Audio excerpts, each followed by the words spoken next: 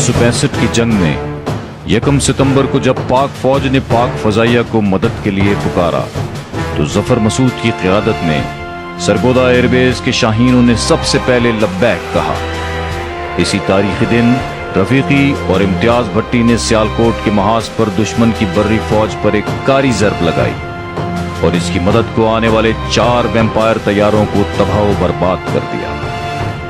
2 और 3 सितंबर को भी पाक फजाइया के शाहीन अपनी बर्री फौज की मदद के लिए सियालकोट, अखनूर और छम के महाज पर दुश्मन की अफवाज पर बिजली की मानंद कूदे।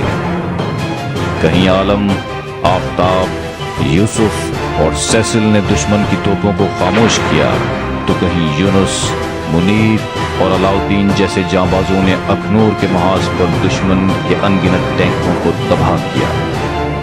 4 और 5 सितंबर को पाक फजाइया के शाहीन एक बार फिर छम के महाज पर अखाब के मानंद लपके। आलम, अमानुल्लाह, रफीकी, यूनुस और सेसिल ने इस महाज पर दुश्मन की बर्री फौज की ईंट से ईंट बजा दी और बिलाखिर 5 सितंबर की शाम कौम को जोड़ियां की फतह की खुशखबरी सुनाई। दुश्मन को ये शिकस्त हजम न हुई और उसने 6 सितंबर की सुबह बाकायदा जंग का आगाज कर दिया। इसकी बर्री अफवाज ने जब लाहौर की तरफ पेशकदमी शुरू की तो पाक फजाइया के शाहीन इसके सामने सीसा पिलाई दीवार साबित हुए।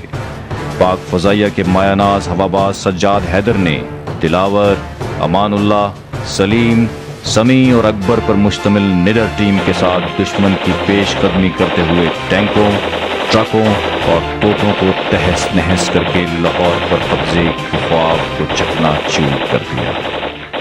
6 सितंबर की शाम ही को सज्जाद हैदर के 19 स्क्वाड्रन ने एक ऐसा कारनामा कर दिखाया कि जिस पर दुनिया आज भी हैरान है। इनकी क़यादत में अकबर, मजहर अब्बास, दिलावर, गनी अकबर, अरशद चौधरी, खालिद लतीफ़, अब्बास खटक, अरशद समी और तवाब ने पठानकोट की ईंट से ईंट बजा दी और जमीन पर खड़े 13 जहाज जिनमें जदीद मिग-21 भी शामिल थे नेस्तो नाबूद कर दिया। इस मौसर और बर्वक्त हमले ने दुश्मन की कमर तोड़ के रख दी और वो पठानकोट से किसी भी किस्म की जंगी कार्रवाई करने के काबिल न रहा। I think we've got in all 9 to 10 MiGs there. We got about 14 aircraft total. Again, there's a lot very heavy aircraft, but we don't notice it most of the time because we go for what we have been told to go for, not look for aircraft. I think the Indians have said they've shot you down before now. About 3-4 times. I hope they take a good look at me now. 7 सितंबर की दोपहर पाक फजाइया के मायानाज हवाबाज शब्बीर हुसैन की क़यादत में हलीम, बसीर, तारिक, हबीब और अफजल खान ने मशरकी पाकिस्तान के महाज को गरमा दिया। इनकी इस निडर फॉर्मेशन ने दुश्मन के दूर अफ्तादा कलाई कुंडा बेस में घुसकर जमीन पर खड़े 14 कैनबरा बमबार तैयारे तबाह कर दिए और अपने से 10 गुना बड़े दुश्मन पर यह साबित कर दिया कि हम किसी से कम नहीं। 6 और 7 सितंबर की फतूहात ने पाक फजाइया को कौम के सामने सुरखरू कर दिया और इसकी कामयाबियों के एतराफ़ में शाम सदर मुमलिकत पाकिस्तान ने एयर मार्शल नूर खान को भेजे गए पैगाम में पाक फजाइया की कुछ इस तरह तारीफ की।